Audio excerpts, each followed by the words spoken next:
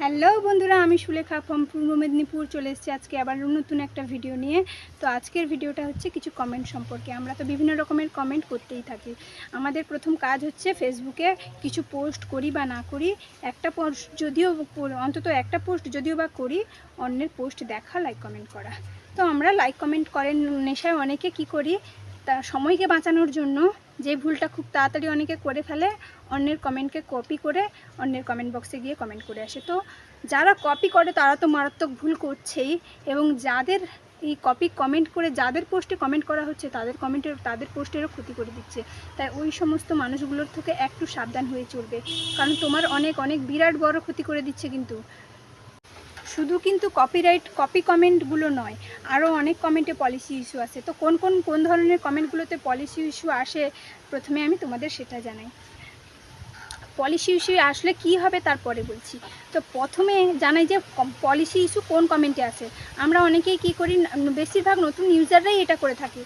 অন্যকে কমেন্ট করে, একটা কমেন্ট যদি করে দিয়েছে তো অবশ্যই এই কমেন্টটাই করে তারা, দিদি আমি আপনাকে ফলো করেছি, ফলো ব্যাক দিন।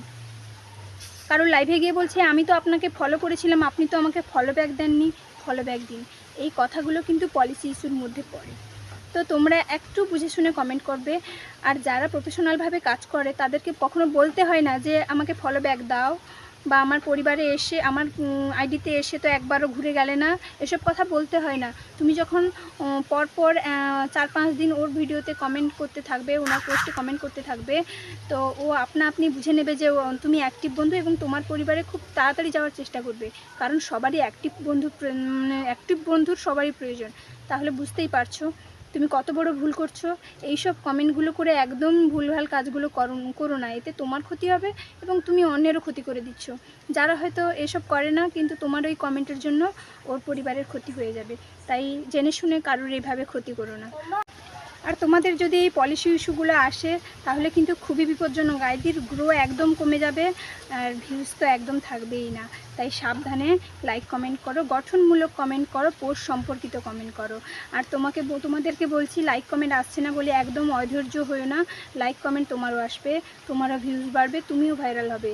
তবে সঠিক পথ অবলম্বন করে করতে হবে, গাইডলাইন মানতে হবে। গাইডলাইন না মানলে কোনো দিনও এগোনো যায় না।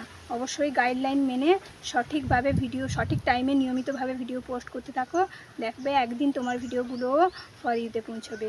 অনেক অনেক ধন্যবাদ আমার ভিডিওটা এতক্ষণ ওয়াচ করার জন্য, এবং সকল বন্ধুদের দিল সে টাটা।